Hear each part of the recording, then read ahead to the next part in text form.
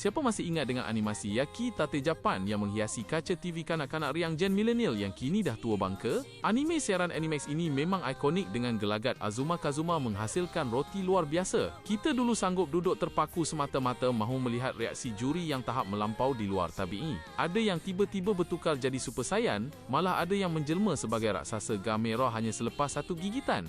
Tapi tahukah anda, kehebatan solehan Azuma itu sebenarnya ada logik sains di sebaliknya. Suhu telapak tangan yang tinggi membantu proses penapaian yeast dengan lebih efektif. Yeast memerlukan kehangatan konsisten untuk bertindak aktif bagi menghasilkan dough yang elastik dan berkualiti maksima. Tangan Azuma bertindak sebagai inkubator semula jadi supaya roti mengembang dengan cukup cantik. Kalau anda teringin sangat nak memiliki suhu tangan sepanas Azuma demi membuat roti yang mantap, cuba renung muka kawan anda yang persis mengkarung gurun tu dengan lebih terperinci. Pasti darah anda akan cepat mendidih sekaligus mengundang keinginan untuk segera menghayunkan tangan solar ke arah mereka berdas-das.